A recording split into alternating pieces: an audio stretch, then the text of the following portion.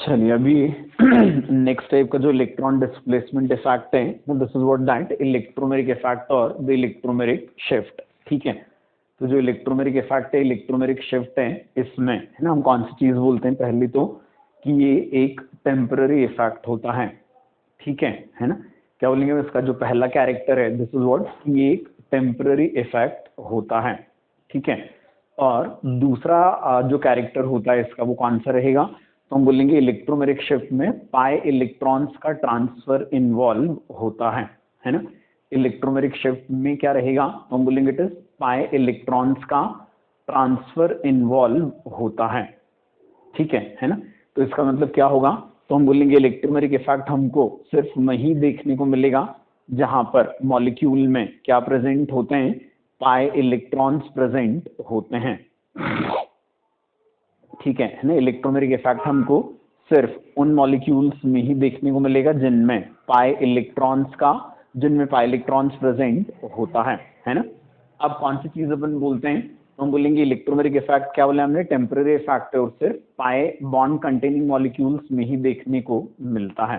ठीक है, तो कौन सी चीज है, जैसे कि ये अल्कीन है, अल्कीन के बारे में या हमने कौन सी चीज पढ़ी थी, ऐसा वाला मॉलिक्यूल जिसमें पाई बॉन्ड जो होता है वो कार्बन कार्बन के बीच में होता है ना। ऐसा वाला मॉलिक्यूल जिसमें कौन सी चीज होती है, तो हम बोलेंगे जिसमें पाई इलेक्ट्रॉन्स जो होते हैं वो कार्बन कार्बन के बीच में प्रेजेंट होते हैं।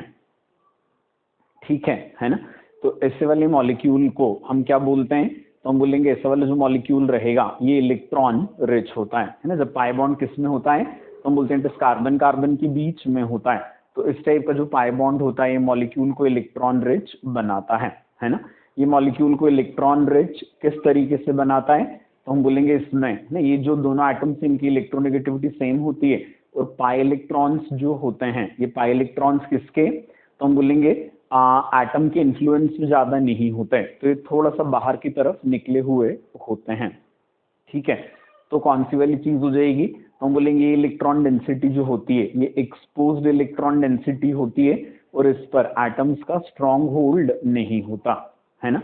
तो इस वजह से कौन सी वाली चीज हो जाएगी, तो हम बोलेंगे इस वजह से है ना ऐसा हो जाता है कि ये जो इलेक्ट्रॉन्स होते हैं they become centre of attraction for those species which are in search of electrons है ना। ऐसी वाली स्पीशीज जो इलेक्ट्रॉन्स की सर्च में होती हैं, ठीक है, ये उनके लिए सोर्स ऑफ अट्रैक्शन बन जाता है। ठीक है, तो अब कौन सी वाली चीज होती है, तो हम बोलेंगे इसमें जैसे ये इलेक्ट्रोफाइल जो है ना, इलेक्ट्रोफाइल क्या होते हैं, they are the reagents which are in search of electron, तो ये इनके ऊपर अटैक करने की टेंडेंसी अब रखने लगते हैं है ना। बट इलेक्ट्रोफाइल जो होता है उस इलेक्ट्रोफाइल का रिक्वायरमेंट क्या है, तो हम बोलेंगे इलेक्ट्रोफाइल का रिक्वायरमेंट होता है कि कौन सी वाली चीज, तो हम बोलेंगे इलेक्ट्रॉन का pair and which should be free electron pair not bonded electron pair है ना। तो कौन सी चीज हम बोलेंगे, तो हम बोलेंगे इलेक्ट्रोफाइल जब आएगा तो क्या करेगा, ये जो बॉन्डेड इलेक्ट्रॉन पेयर होता है इसको तोड़कर दोनों में से किसी एक एटम के फेवर में शिफ्ट करवा लेता है ना। जैसे इसने यहां से बॉन्ड तोड़कर इस कार्बन पर नेगेटिव और इस कार्बन पर क्या क्रिएट कर दिया, पॉजिटिव चार्ज क्रिएट कर दिया। तो जिस कार्बन पर नेगेटिव है उससे ये खुद जुड़ जाता है और दूसरे कार्बन पर ये क्या छोड़ देता है, पॉजिटिव चार्ज छोड़ देता है। आती के बेटा बात समझ में है ना। तो कौन सी वाली चीज हो जाएगी, तो हम बोलेंगे कि इलेक्ट्रोफाइल ने क्या किया यहाँ पर, हमने बोला अपनी जरूरत के हिसाब से उसने पाई इलेक्ट्रॉन्स को दोनों में से किसी एक एटम के फेवर में शिफ्ट करवा लिया। ठीक है, उसने कौन सी चीज की, तो हमने बोला पाई इलेक्ट्रॉन्स को उसने ना दोनों में से किसी एक एटम के फेवर में शिफ्ट करवा लिया। समझ आती बात ये, तो इस टाइप का जो इलेक्ट्रॉन ट्रांसफर होता है, ठीक है ना, ये इलेक्ट्रॉन डिस्प्लेसमेंट होता है, यही क्या होता है, इलेक्ट्रोमेरिक इफेक्ट या इलेक्ट्रोमेरिक शिफ्ट होता है ना। जैसे C double bond C electron rich था, तो यहाँ पर इलेक्ट्रॉन का ट्रांसफरेंस किसने करवाया, दैट इज इलेक्ट्रोफाइल ने है ना। अब सी डबल बॉन्ड ओ को यदि हम देखें तो सी डबल बॉन्ड ओ में सी क्या होता है, ऑक्सीजन की वजह से इलेक्ट्रॉन डेफिशिएंट होता है ना। सी क्या रहेगा, तो हम बोलेंगे सी ऑक्सीजन की वजह से इलेक्ट्रॉन डेफिशिएंट है ना। अब क्या है, न्यूक्लियोफाइल इलेक्ट्रॉन डेफिशिएंट कार्बन पर अट्रैक्ट तो हो सकता है, लेकिन कार्बन पर किसकी अवेलेबिलिटी नहीं है, तो हम बोलते हैं वैकेंट ऑर्बिटल की अवेलेबिलिटी नहीं है।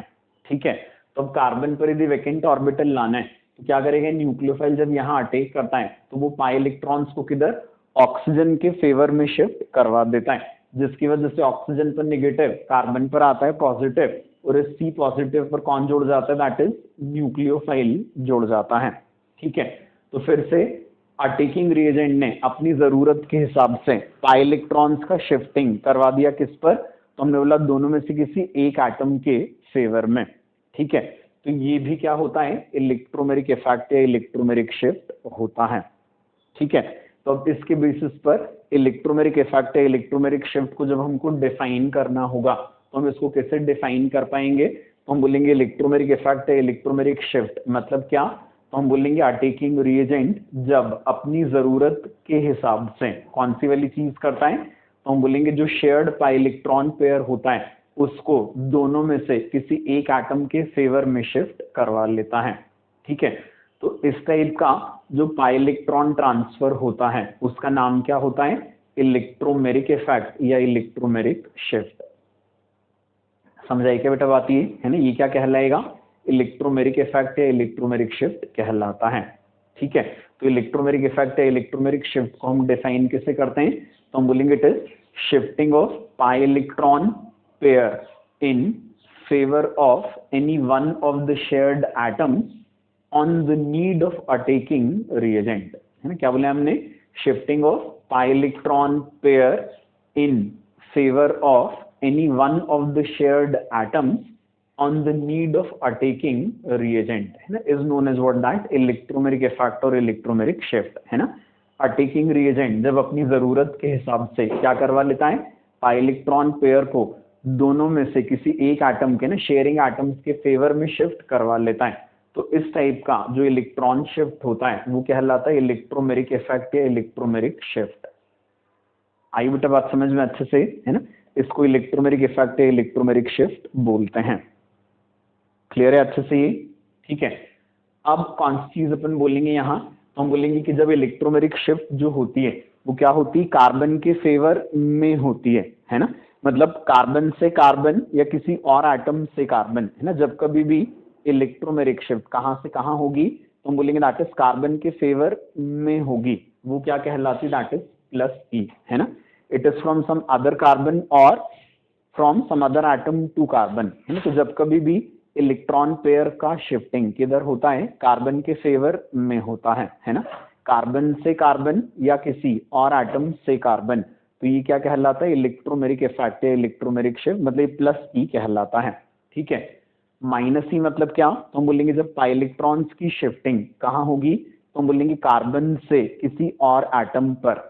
ठीक है, जब क्या होता है तो हम बोलेंगे इट इज इलेक्ट्रोमेरिक शिफ्ट जब कार्बन से किसी और एटम पर होती है, तो ये क्या कहलाती है, दैट इज माइनस ई। तो जो फर्स्ट वाला केस होता है दैट इज प्लस ई का एग्जांपल है, वो सेकंड वाला जो रहेगा that is example of minus E. आए बेटा समझ में अच्छे से ये, है ना। अब इसके बाद फिर अगली चीज जो हम देखेंगे इसमें ये कौन सी होती है, तो हम बोलेंगे कि जैसे माइनस ई जो होती है इसमें तो क्या हो जाएगा, कम इलेक्ट्रोनेगेटिव से ज्यादा इलेक्ट्रोनेगेटिव की तरफ फिक्स होता है ना। प्लस ई जैसे अल्कीन्स पर हो रही है ना, तो अल्कीन जैसे सिमेट्रिकल, सिमेट्रिकल का मतलब क्या, तो हम बोलेंगे सी डबल बॉन्ड सी पर लगे हुए ग्रुप्स जो होते हैं जब दोनों तरफ एक जैसे होते हैं तो वो सिमेट्रिकल अल्कीन होती है। तो सिमेट्रिकल अल्कीन पर जब आप इलेक्ट्रोमेरिक शिफ्ट करवाओ तो आप जैसे लेफ्ट से राइट करवाओ या राइट से लेफ्ट करवाओ, दोनों केसेस में क्या बनेगा, द सेम कार्बोकैटायन। ठीक है, इस सिमेट्रिकल अल्कीन पर देखा तो लेफ्ट से राइट करवाया या राइट से लेफ्ट करवाया, क्या बनता है, दोनों ही केसेस में द सेम कार्बोकैटायन। समझ आती बात ये, तो हम बोलेंगे सिमेट्रिकल अल्कीन पर इलेक्ट्रोमेरिक शिफ्ट हम लेफ्ट टू राइट या राइट टू लेफ्ट कुछ भी करवा दें, दोनों ही केसेस में बनने वाला जो कार्बोकैटायन होता है वो सेम बनता है। तो हम बोलेंगे यहाँ पर क्या हो जाएगा, इलेक्ट्रोमेरिक शिफ्ट के डायरेक्शन से इलेक्ट्रोमेरिक शिफ्ट के डायरेक्शन को कोई सिग्निफिकेंस नहीं होता। क्लियर है ना। लेकिन जब उसको हम यहां देखते हैं तो कौन सी वाली चीज होती है, जैसे that is in case of unsymmetrical alkyne, तो अब जैसे लेफ्ट से राइट करवाएं, इधर से इधर की तरफ, तो यहाँ निगेटिव आएगा, इलेक्ट्रोफाइल यहाँ जोड़ा तो ये क्या बन जाएगा, दैट इज 2 डिग्री कार्बोकैटायन, है ना। और यदि राइट टू लेफ्ट करवाया तो इस कार्बन पे निगेटिव आएगा, यहाँ इलेक्ट्रोफाइल जुड़ गया, इस कार्बन पर छूटा पॉजिटिव, तो ये क्या बन गया, दैट इज 1 डिग्री कार्बोकैटायन। आई के बात समझ में, है ना।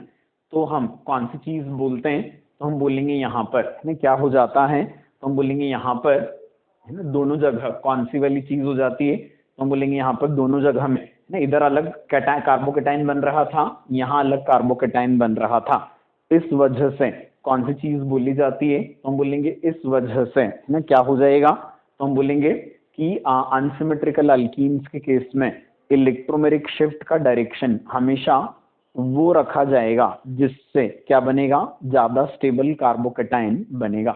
ये इंपॉर्टेंट है अल्कीन्स के रिएक्शंस के लिए ना, तो ये हमको चीज समझ में आ जाती है जो काफी सिंपल है। तो क्या होगा इसमें, तो हम बोलेंगे हमेशा हमको रिएक्शन का प्रोडक्ट बनाने में काफी ज्यादा आसानी हो जाती है।